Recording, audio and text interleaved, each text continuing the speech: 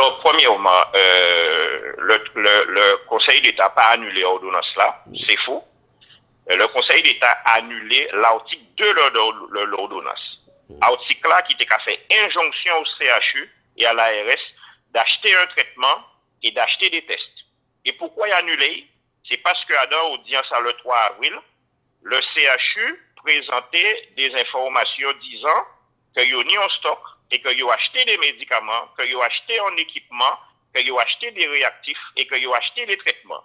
Donc, c'est sur la base de ça, le CHU et l'ARS dit le 3 avril, qu'il prend la décision d'annuler uniquement l'article 2 de l'ordonnance. Mais tout ce qui concerne la situation catastrophique de la santé en Guadeloupe, tout ce qui concerne l'état sanitaire de la Guadeloupe, ça va rester gravé dans le marbre.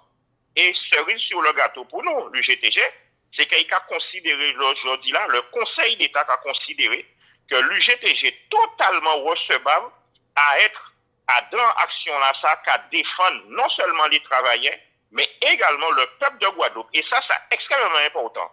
Et donc, c'est pour ça, pour nous, c'est une décision qui est très avantageuse, parce que aujourd'hui là, il a mis le CHU et l'ARS dans l'obligation de satisfaire aux besoins des Guadeloupéens en matière de santé et sous le contrôle de l'UGTG. Et donc, c'est pour ça que là, nous voyons notamment certaines presses qui parlé d'annulation de l'ordonnance. Je crois qu'il faut prendre le temps de lire l'ordonnance là. Et là, on a lu l'ordonnance là, on a bien comprendre que aujourd'hui là, plus que jamais, l'UGTG en position de force en l'aide dossier là ça. Et dès la semaine prochaine, nous allons envoyer des courriers, notamment pour le CHU, pour demander qu'ils ont démarrer les tests pour le personnel soignant, puisque dans l'ordonnance à le Conseil d'État, ils ont dit qu'ils ont la capacité de faire 1500 tests et qu'ils ont acheté 4000 tests, 4000 lots supplémentaires de tests. Donc pour nous, décision là, ça, non seulement il a montré que l'UGTG plus que jamais son partenaire incontournable dans le dossier là ça, mais en plus, il a mis l'ARS et le CHU dans l'obligation de commencer. Et pour finir, à qui rajouter un bitin aussi concernant les traitements. Dans l'audience là ça, nous allons apprendre que depuis le 31 mars, le CHU de Pointe-à-Pitre met en place un traitement COVID vers les médecins de ville qui a consisté à administrer aux patients présentant les risques d'évolution défavorable de maladie un traitement à base d'hydroxychloroquine et d'azithromycine. C'est ça nous avons commandé. Donc en final de compte, la décision du Conseil d'État, c'est une décision d'exécution du tribunal administratif de Bastia. Donc c'est pour ça que nous avons dit non.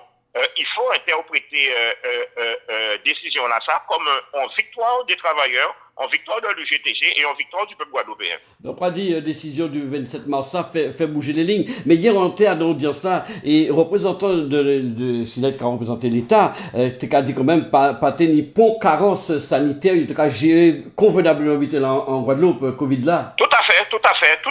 C'est pour ça que le Conseil d'État, le Conseil d'État, c'est tribunal à l'État. Le président du Conseil d'État, c'est le Premier ministre de la France. Donc, le Conseil d'État, très rarement, travaille à l'encontre de la politique de l'État. Donc, c'est pour ça que à deux décisions, le Conseil d'État a dit qu'il n'y a carence. En Cali, il y a des carences dans la gestion de cette pandémie par les autorités sanitaires que sont le CHU et l'ARS. Mais au moment où le Conseil d'État prend sa décision, entre guillemets, ces manquements ne sont pas de nature à constituer une atteinte grave et manifestement illégale à une liberté fondamentale. Donc, qu'est-ce que ça veut dire? Ça veut dire que le Conseil d'État a bonne raison, c'est ni des anomalies, c'est ni des manquements, c'est ni des dysfonctionnements, mais au moment qu'il a pris décision, tenant compte des éléments que l'ARS a comme quoi il y a un stock à médicaments et qu'il peut livrer, tenant compte du fait que le CHU a dit qu'il y a des médicaments qu'il a mis en place un traitement, le Conseil d'État a dit que jeudi là, le 4 avril, là, il a signé décision là, pour lui, pas ni carence. Il a dit, je ne pas ni carence, mais il n'a pas dit qu'il n'y a pas ni carence pour demain. Et donc, c'est pour ça, il a bas, entre guillemets, il a conforté l'UGTG à dans position de veille, de façon à ce que, si nous n'avons pas caille, eh bien, nous allons contre-attaquer et nous allons mettre l'ARS et le CHU devant responsabilité. Donc, pour nous, c'est une décision qui est très importante, d'autant plus que le 27 mars, encore rappelé, le 27 mars, à la barre du tribunal administratif de Basse-Terre, ni l'ARS, ni le CHU, ils n'ont pas ni peu d'arguments concernant les médicaments, les traitements et le dépistage.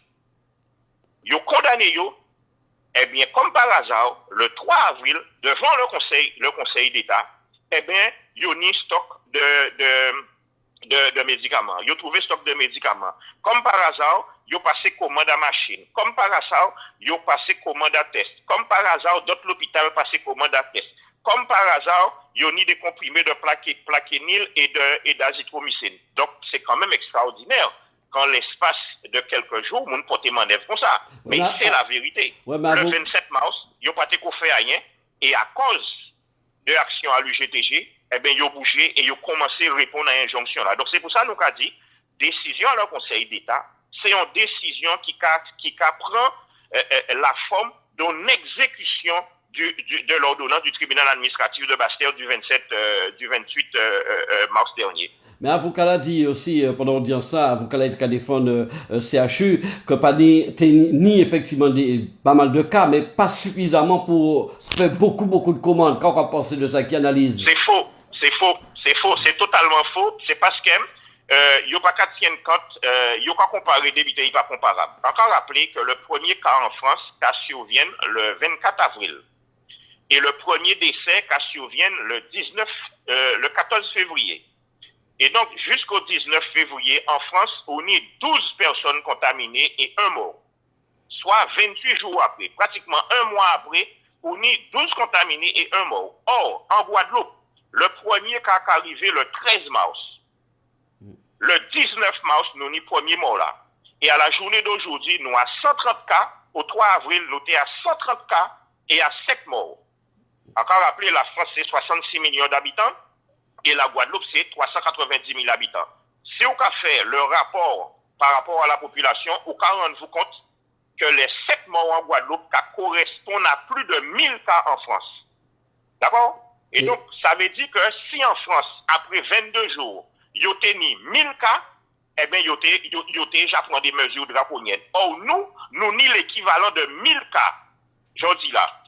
22 jours après le début de l'épidémie. Donc, nous avons une situation sanitaire très grave et c'est pour ça que nous avons continué et nous pouvons continuer à mettre le CHU et l'ARS devant responsabilité à eux. Nous avons une situation sanitaire très grave au regard du nombre de morts par rapport à début à la pandémie là en Guadeloupe. Bon, mais c'est vrai que le ministère aussi a dit pas ni cas, mais pas ni autant que Hexagone consenti dit. Donc vous pensez que nous pouvons aller vers une multiplication de cas? C'est faux.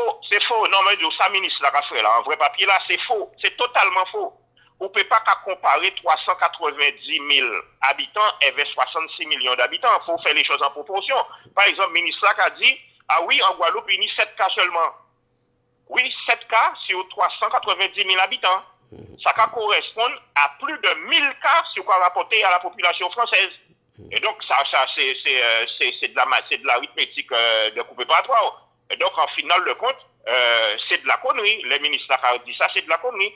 En Guadeloupe, nous avons une augmentation des cas qui est plus rapide qu'en France et nous avons un nombre de cas qui est plus fort qu'en France à la même période donnée. Par exemple, là, quand à la même période donnée, après 22 jours en France, eh bien, il y était à 1 cas, 1 mort, 12 cas. Nous, après 22 jours, nous avons 130 cas et 7 décès. Si nous ramenons ça à la population française, ça a fait nous plus de 1000 morts. Plus de 1000 morts. Donc, ça veut dire que, chef, 7 cas paraît un chiffre petit, mais là, on a rapporté, toute proportion gardée, le chiffre 7 à la population française, eh bien, ça cabre nous un rapport de l'ordre de 169 et ça cabre nous plus de 1000 morts. Donc, c'est pour ça que je dis là, situation à la Guadeloupe grave, situation à la Guadeloupe très grave, il faut que nous ayons des moyens pour nous répondre à la situation là. Alors, le Conseil d'État a dit nous que le CHU commence à mettre des moyens, que l'ARS commence à mettre ses moyens. Nous allons vérifier est-ce que ces moyens-là sont réellement mis à disposition, parce qu'il y a encore rappelé, pendant l'audience, où tu es là, pendant l'audience, ni le CHU ni l'ARS a produit preuve à ça, dit. En vrai, Yo pas juge. produit, yo pas produit pour bonne commande. Nous pas recevoir pour bonne commande. Celle bitin, le Conseil d'État qui a validé, comme le Conseil d'État, c'est le gouvernement, le Conseil d'État a validé production, mais il n'a pas présenté pour bonne commande, pour bonne livraison à l'ébitin que dit il a acheté.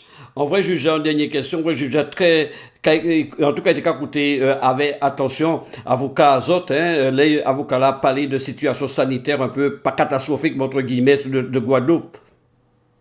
Tout à fait, parce que on a pensé que si d'une part, juge là, il annulait uniquement l'article 2, parce qu'il a estimé que aujourd'hui là, l'ARS et le CHU portaient des preuves comme quoi il n'a pas porté manœuvre, mais il a conforté le GTG à une position de veille et d'alerte au niveau de travailleurs et peuple Guadeloupe. Ça veut dire ça veut dire le fait qu'il a rendu le GTG recevable dans le dossier là, ça, c'est qu'il a chargé nous quelque part de façon indirecte à continuer suivre ça l'ARS et le CHU qu'a fait, de façon à ce qu'ils réellement mettent les moyens à disposition. Autrement, si réellement juge là a besoin de casser les décisions là, ça a été fait. Premièrement, il a été dit le GTG irrecevable et deuxièmement, il a été annulé les décisions là. Or, il n'a pas qu'à annuler les décisions là. Premier bitin, il a dit que le GTG est recevable. Et deuxième bitin, il a dit qu'il a annulé uniquement l'article 2 là, sous couvert du fait que l'ARS et le CHU acheté tests et ils ont acheté médicaments, mais il a dit qu'il n'y a pas de carences, mais au moment qu'il a signé l'ordonnance là, les carences pas suffisamment graves pour dire qu'il y a péril à la demeure. Et pour montrer encore que décision là, ça a conforté nous, ou là, le CHU qui a demandé à ce qu'ils condamné nous à verser en indemnité de 3 500 €. Oui. Eh bien, quand le Conseil d'État le Conseil d'État a décidé de ne pas donner suite à demande, à rejeter demande à le CHU. Encore une fois, pour confronter le GTG. Donc pour nous, c'est une décision positive pour ce syndicat-là, c'est une décision positive pour les travailleurs, positive pour Peuple Guadeloupe. Et ça, il a conforté nous dans l'action là, nous avons mené là. Et ça, nous, n'y a fait, nous, début semaine prochaine, c'est à vérifier qu'au niveau du CHU, que les protocoles que vous dit, vous mettez en œuvre, que réellement qui existé, que les commandes que vous passées, réellement passées, que les fournitures et les tests que vous ni réellement là, et que tous les comprimés, tous les traitements que vous dit, que vous ni ou bien que vous commandez, que nous voici présents, yo ban nous la preuve qu'il est présent et que yo ban nous bonne commande à tous ces éléments là ça. Donc ça a conforté nous dans l'action là ça. Elido Moutard, merci donc de nous avoir répondu depuis la Guadeloupe après cette décision donc du Conseil d'État aujourd'hui 4 avril. Voilà, merci encore pour toutes ces précisions. Bien solide et portez-vous bien. Merci.